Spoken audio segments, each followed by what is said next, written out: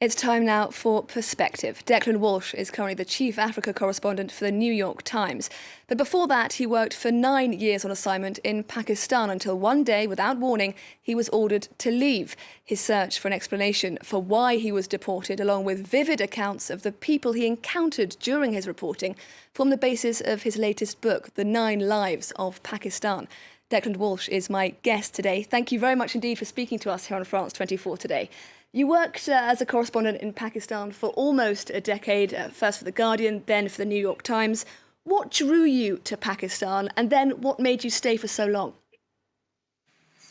Well, initially, I was just simply assigned to the country. At the time I arrived, which was in 2004, it was not the most glamorous assignment for a reporter, just because this was, as you remember, a year after the Iraq war had started. A lot of attention was across the border in Afghanistan. But a couple of years into my assignment, this cascade of explosive events unfolded across Pakistan. There was huge street protests against the military leader, Pervez Musharraf. There was a siege at a mosque in the middle of Islamabad. There was a Taliban insurgency that erupted from the tribal belt and spread across the country. The assassination of Benazir Bhutto, and then eventually, of course, the operation to locate and kill Osama bin Laden. So as a reporter, it was this absolute sort of roller coaster assignment of one story after another that was absolutely captivating. But more than that, I think for me personally, I became very drawn to the sort of complexities of the country. Here was this place that had been founded as a homeland for the Muslims of South Asia in the late 1940s, but ever since had struggled with all of these issues of identity, the role of religion in the state. It had struggled with the relationship between a very powerful military and civilian politicians. And, these were themes that ran like a thread through Pakistan's history. They had really exploded, if you like, during the period that I was there. But I also thought that it would be a good idea to try and write a book to make sense of what I'd seen, but put it also in the bigger context of these enduring problems Pakistan's had since its formation.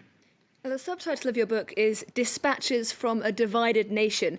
What do you think are the most important, the most significant fault lines in Pakistani society today? There's quite a few.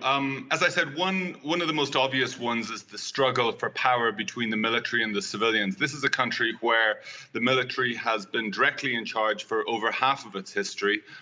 There have been at least 4 military coups, and it's a country where even when civilians are in charge, as in now, the military still wields huge influence over the country's foreign policy and major decisions in its relations with Afghanistan, India, America, its stewarding of nuclear weapons, and so on.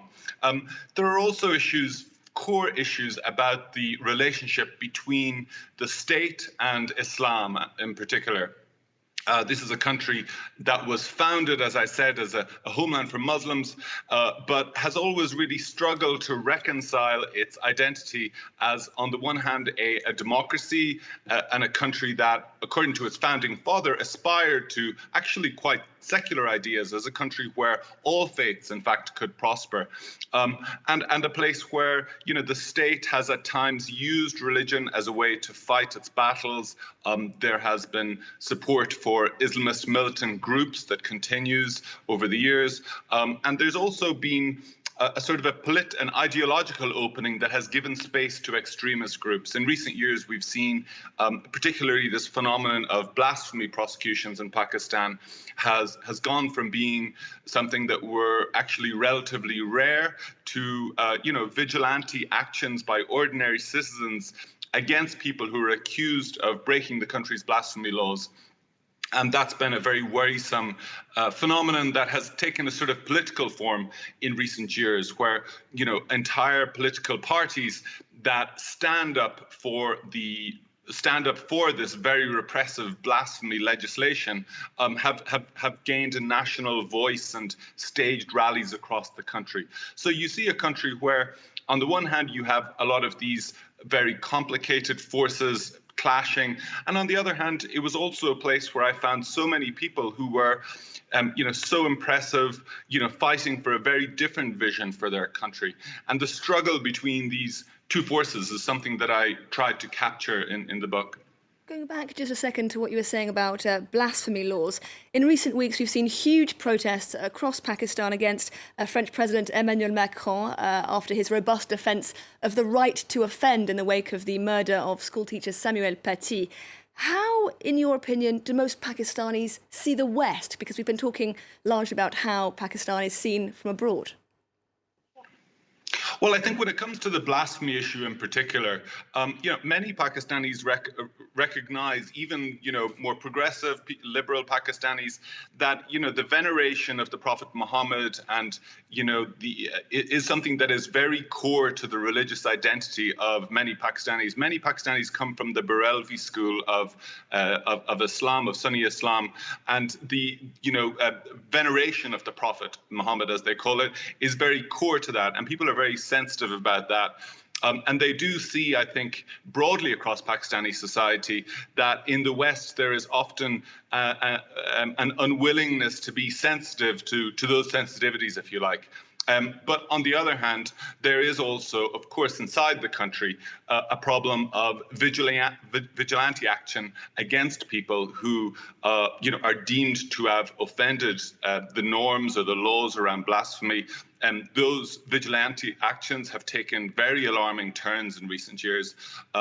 When I was in Pakistan in 2011, we saw the governor of Punjab, Salman Taseer, one of the country's most powerful politicians, assassinated by his own bodyguard, who accused him of blasphemy because Salman Taseer had defended a Christian woman who had been sentenced to death for breaching the blasphemy laws. So that was, in fact, only the start of many such, actions inside the country, and really, it's a problem that the country is still grappling with. So, it's a complicated question for sure, but I don't think it's black and white. And Pakistanis often feel that the whole blasphemy issue is is badly represented in the West, and that while they recognize there's a lot of intolerance in their own society, they also feel that there's a sense of intolerance also in the West. Now, your book is full of larger-than-life characters, people who clearly took you in, wanted to share their lives, their experience with you. What was it like for you as a Western journalist making your way in Pakistan? One of the great things about the country was how so many people were willing to, throw open their doors and meet with a curious foreigner like me. Pakistanis, like many countries, Pakistanis, of course, are very generous and hospitable. But as a reporter there, I often found that I could get a sort of extraordinary degree of access, not only to people at the top levels of the country. This is a place where government ministers sometimes even would return your phone calls, which, as a journalist, as you know, that doesn't always happen. But it was also a place where, even at the level of a village or any setting in society, people would welcome me in, and they wanted to tell their stories, and they also wanted to give access, even if I was writing a story that might portray them warts and all.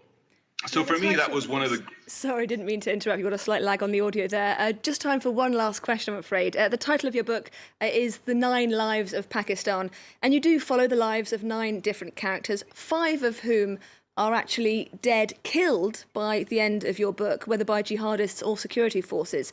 Do you have any optimism that Pakistan will someday be able to heal its deep divisions?